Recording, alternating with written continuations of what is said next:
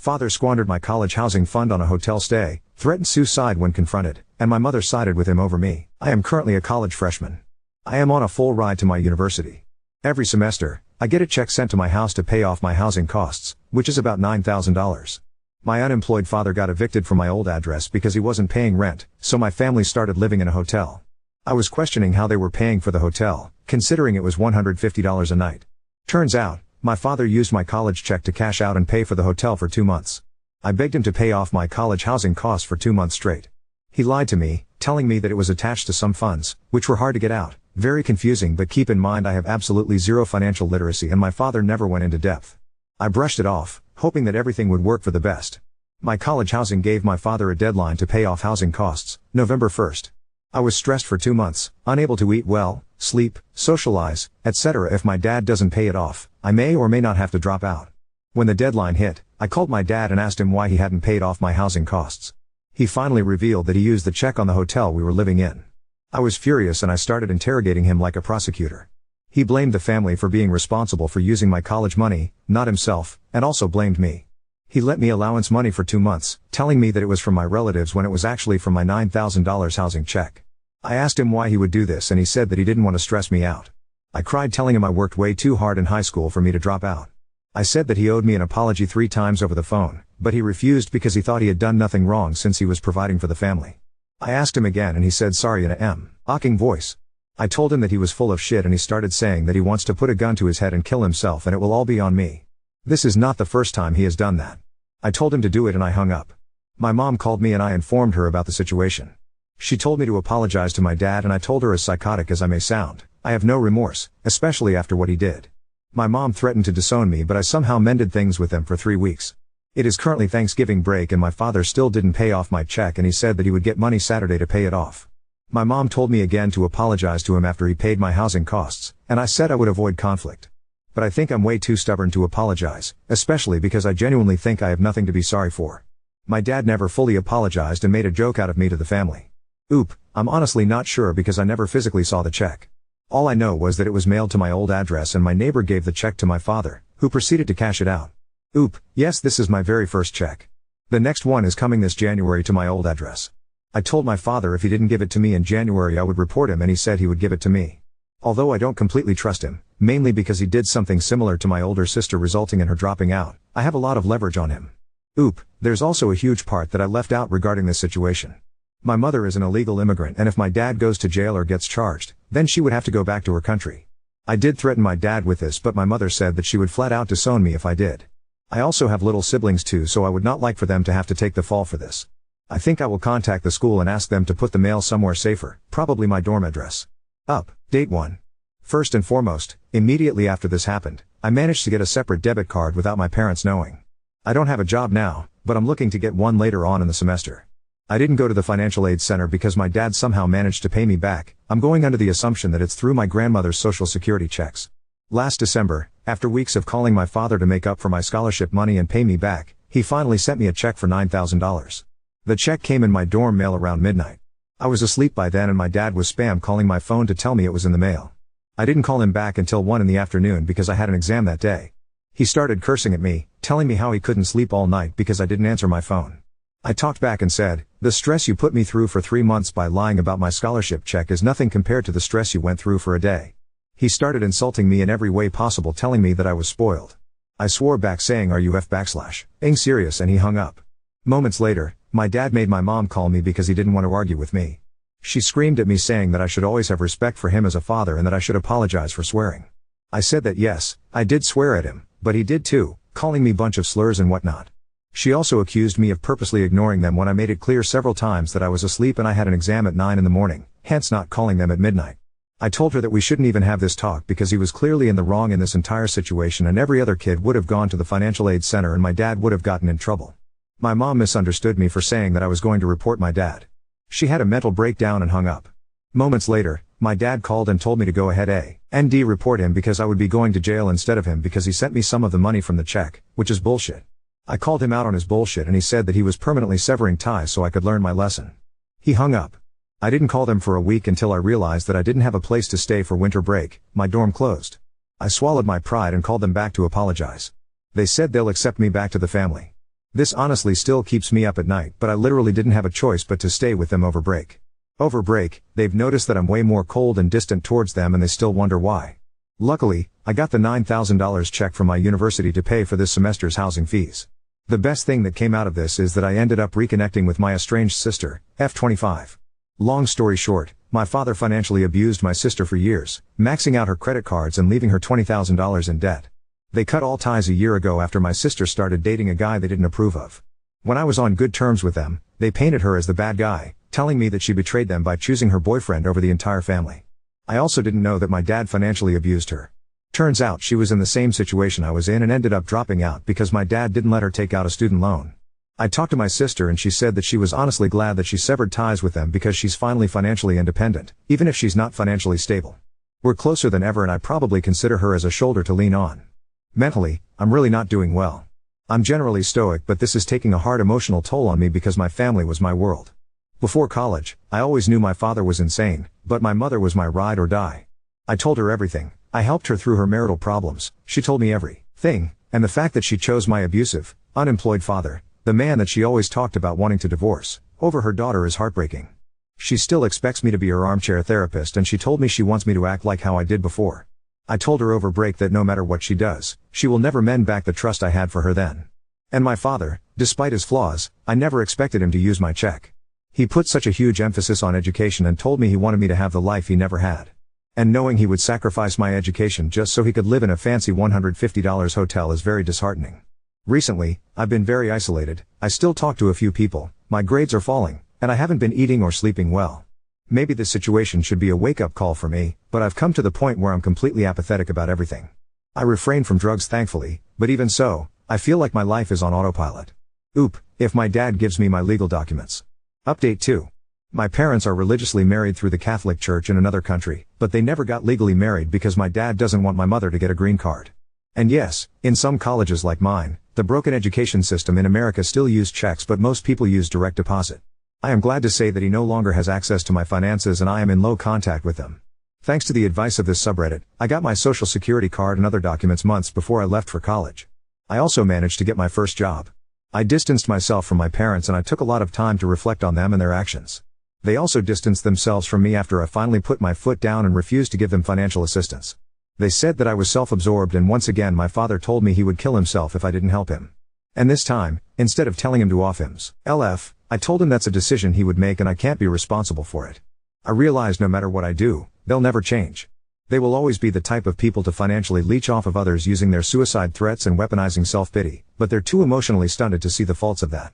Their psyche is so twisted and I spent a lot of time mourning for the parents I never had. They were never meant to be parents, but they're also people.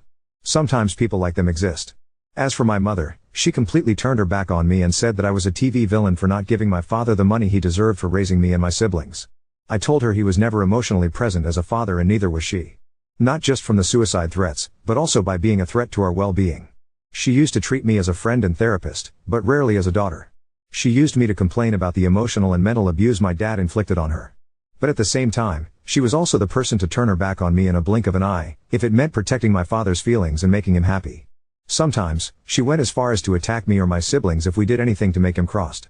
I guess I still have a lot of pity for her considering that she is an illegal immigrant in an abusive situation, but it doesn't outweigh the damage. It was impossible to communicate with her since he was her own little world. I don't think she really loved me or saw me as a person or a child, just an outlet for her emotional dysfunction. Recently my mother called me and lied about my dad being ill so they could rake a couple of bucks from me again. I told them to find their own source of money and hung up. I check up on my little brothers every now and then. They're currently still living in the hotel. While their physical safety isn't harmed, I still struggle with the guilt of leaving them behind and I'm unclear on what the future holds for them. This past year, I learned what it meant to be independent, not just financially, but to be free from the mental control of them and making those decisions for myself. Needless to say, I'm happier, I'm surrounded with good and caring people, my grades aren't great but better, and I'm finally in a good place right now. In the end, everything's gonna be alright. And even if it's not the end. I got some of it back through a family friend. I'm working my ass off to make up for the remaining sum of money. My biggest fear in the future is that my parents will use my younger siblings for their benefit and leech off of them. From what I know, that's pretty much still happening with my older siblings. I don't really want to speak for them, but I think part of it is out of pity and sympathy for my mother. Their biological mother abandoned them and my mom practically raised them as her own alone for 5 years while my dad was doing drugs and philandering in the other side of the planet. All three of us have told her at one point to leave our father, but she doesn't want to. That and because of my two younger siblings. If it weren't for them, they would have went NC with my dad a long time ago. Now on to second story. Accused my girlfriend of having an affair with my friend after finding secretive texts and now she's gone silent on me. I, F34, will be Ali and my GF of 1 year, F34, will be Sunny. I wasn't looking for love when I met Sunny and I half expected it to fizzle out when we first started dating. To be clear, she's just out of my league. She's bubbly, outgoing, sweet, and popular in IWFH and have one true friend Beverly, F35. We started talking about moving in together and I was all on board. I currently live with Bev but she is thinking about moving in with her BF when our lease is up in November anyway, so the plan was for Sunny to move in with me after. Recently it's been a lot. My dad was diagnosed with cancer in January and then mom called to tell me that my grandfather passed suddenly of a heart attack in February, then in March my sister was in a horrible car accident. Things finally started to be somewhat calm since April but then Sunny went from very supportive and super sweet to quieter, and she put a screen lock on her phone, and in the past month she stopped leaving her laptop logged in, her tablet now has a password, and she's been taking longer phone calls in her car or going out with friends longer. She's also just not been that affectionate. She's been intense, asking me 1,000 questions like just recently she's been weirdly asking me if I haven't introduced her to all my friends, and if there are friends she might not know about. I went out with friends one night and when I got home she asked me with who and then didn't know the names and asked why I never introduced her. I tend to be laid back, and I don't generally need to know where she is or who she is with all the time and she used to be the same. But this behavior made me wonder what might be going on. Then this past week, I noticed she and one of my friends Jason, M40, had been hanging out more. His name would pop up on her notifications while we are together and she would turn the phone over or leave the room with her phone. Last night we were drinking and watching Netflix and she went to the bathroom and put her phone down but didn't lock it. I saw Jason's name pop up and I opened the messages. A lot of the conversations were deleted but he had messaged her, "Hey, Ali is acting weird. Does she know?" My heart sank. I just tried to focus on staying calm, knowing we both were drunk by this point. When she came back she saw me with her phone and asked, "What are you doing?" All alarmed. I handed the phone to her and asked if there was something she wanted to tell me and she just stared at me so I made a bluff and said, "Hey, I know about you and Jason, so you want to tell me?" She sat down and just asked if I went through her phone.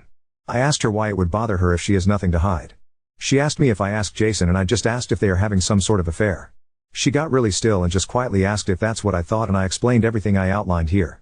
I said that I've been cheated on by my ex-boyfriend and she's acting just like he was when I was starting to figure it out. Sunny offered for me to look through her phone but I said I know she deleted the conversation. When she asked what she can do to prove it to me that she not cheating I really didn't have an answer. We sat there in silence for a while and I just got up and went to bed. Sunny didn't come to bed and when I got up this morning, it's clear she slept on the couch but she also wasn't there. I figured she went home, so I messaged her but she hasn't responded.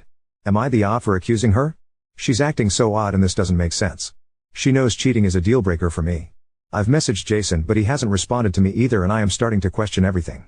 Update 1. I managed to schedule in a late session with my therapist. I am in regular therapy due to past issues, and came up with some language and talking points when I got home. I also strategies with my roommate Bev. Bev said I shouldn't jump to conclusions and was behaving like Sunny is my scumbag ex and that isn't fair. I told her I am planning to give Sunny a chance to clear everything up. I called Sunny but she didn't answer, which Bev did bring up she could be working. She works odd hours as she works in the arts and we usually have a Google Calendar to keep up with each other's work hours and the like. I looked it up and she was scheduled to be working so I sent her a text. The text essentially outlined what I said in my first post. That her behavior is not exactly above board, and the secretive nature of it lends to my questions. Specifically Jason's text that I saw in the deleted conversations. I said that if she's with Jason, then be with him, but don't jerk me around, it's cruel and manipulative. 2 things I would never expect her to be. I said I was well on my way to thinking I loved her and this has broken my heart and the fact that she was not there when I woke up spoke volumes. I expect an explanation by EOD or I will simply put the few items I left over my place in a box at the front door for her to pick up and take to Jason's. I then texted Jason, and I admit this was not the plan. I was emotional and frustrated because Sunny saw my message and I could see her typing but then stopping and typing and stopping and I was just wanting her to either explain herself or confess. So I texted Jason a similar message, explaining that I thought our friendship would be stronger than this and just because my GF is bi he had to take advantage. It wasn't fair of him as he knows my history with being cheated on and he knows how deeply it hurt me. I expected more from him and I intend to not sugarcoat it when our friends ask what happened to us. Well, Jason actually responded with suggesting we have brunch today. I woke up anxious about it. I would prefer her just confess over text but now I have to deal with face to face. But I want to know what the fuck they were thinking and why, so here I am a full 30 minutes early, sitting in my car waiting for the shop to open. I really don't know what to expect and I haven't really had a chance to cry it all out yet. I have my job and at home Bev keeps saying I am overreacting and need to calm down and it's just irritating. I've had no quiet place to think and cry and just let it all out yet. I guess I will after brunch. Fingers crossed it will be brief and I can start moving on. Update 2. I got out of my car and walked around for a moment to think and calm down. I took a suggestion from the comments and downloaded a voice recorder app on my phone and started recording before I got back to the shop. I walked Anne and Jason was there. With Sunny. As soon as I saw them sitting together I knew my relationship was over. So I said as much when I approached. I just said oh, so we're over then and Sunny stood up and started saying she can explain and that I didn't understand. I just laughed and mentioned that I did ask before what was happening and she didn't seem to want to explain and that said enough. I rehashed everything, the locked devices, passwords, the shifty behavior, the deleted texts. She can't look me in the eye and tell me she's that stupid or thinks I am. Sunny just shrunk at that and didn't look me in the eye. That's what I thought I was saying and looked at Jason but he just stared at me. He was calm and just asked me to please sit down, so I did and put my phone and keys on the table in front of me as if ready to leave at any moment. Jason said that he didn't reply to my text right away because Sunny had called hysterical and hung over saying I thought she was cheating, so he and Bev went over to Sunny's to calm her down and talk it out. He wanted Sunny to explain it but she was too nervous after I had basically said she was just like my cheating ex. She figured I wouldn't believe a word she had to say. Apparently this was all a misunderstanding. I've had such a shit year that Sunny went to Jason, Bev, and a few other friends with the idea of making a huge deal of my 35th birthday, in August, as I have complained of never really having a party for my birthday I didn't somewhat plan, true. So she's been spending months planning this out. She rented out a local bar for the night of, invited my friends and swore them all to secrecy, ordered my favorite food for catering, decorations and the works. She said she started getting nervous the surprise would be ruined because we are always casually on each other's devices so a friend suggested she delete the convos. She even showed me in the group chat she had with my friends with a timestamp of a few months back. Read that suggestion came from. They showed me the receipts for the rental for the bar, the pre-ordered catering, a photo booth etc. She said she uses Messenger so she had to lock all her devices. Messenger was on so I wouldn't accidentally stumble on the surprise. She was asking about friends she hadn't met so she could include them and invite them to my party. She said she wanted it to be big, like almost an event. That she'd been stressing about money so she could earn enough extra to afford it. I asked her why she'd been so distant then and not very affectionate and she looked confused and said she noted I was usually not in a great mood and didn't seem to want her to touch me a lot so she was giving me space and she figured after the party, where she then showed me the reservations of my surprised weekend in a vacation town not far from where we live, we would have time on the surprise vacation weekend to reconnect and reset. Jason then handed over his phone to show me the conversations that were deleted off Sunny's phone and I looked them all over taking my time to read everything. They all had to do with the party. He offered for me to scroll back as far as I liked as he had nothing deleted and nothing to hide and I did scroll a lot. All the way to their first text. The does she know text was about the party, he said, because I seemed tense around him and he felt I was being cagey when he and I texted which around the time I suspected him to be sleeping with my GF. At this point, I could see Sunny was holding back tears and she handed me her phone and again offered for me to look through every app if I wanted but I said no. I didn't really know what to say from there because I frankly figured they were both there to confess to the affair. I rolled over everything in my head and just sat there silent. After a short while when our food arrived, Jason asked if I had any questions and I said no. He asked me if I still thought there was an affair and I shook my head. My whole face felt hot and I just wanted to leave. He then asked me that since the cat was out of the bag about the party, if I wanted to be involved in the rest of the last minute planning and I said no. Sunny started apologizing saying she never thought I would think she was cheating. That she froze when I accused her because she was drunk and shocked. It had hurt her deeply that I really believed that and she didn't know how to maintain secrecy of the party and keep me from breaking up with her thinking she was shagging my friend. She said that she had never planned a surprise before and didn't want to ruin it. She asked me what I wanted to do or where we stood now and I just stared at them, frozen. I just shrugged and didn't really look them in the eye and we ate in relative silence. I paid our whole tab and left quickly while Sunny was in the bathroom. Jason asked if I wanted to wait until Sunny got back but I didn't even answer and just rushed to my car and cried. I know I'm a coward and an ass. I have no idea how I am even going to face any of my friends because I saw in the group chat Sunny explain that I thought there was an affair and what she should tell me to not ruin the surprise. My friends mostly suggested she just tell me the truth noting my past relationship and how broken I was after. It felt weird to see how they viewed me and how right they were and now I just feel like an ass. I texted Sunny that we should probably talk one-on-one when we calm down and she's replied that she really needs to take some time to breathe now that everything is out in the open. I said I understood and asked how long she needed and if we can maybe talk tomorrow and she hasn't responded. Jason has since forwarded me some of the proof they showed me at brunch and just said here if you need to talk and nothing more. I know I need to apologize but I don't even know where to begin. I don't even know how to fix this now, or how to make it up to Sunny or Jason. I can hear Bev moving around downstairs and I can't even face her. I'm still mad at her for not telling me the truth but I know how unfair I am being.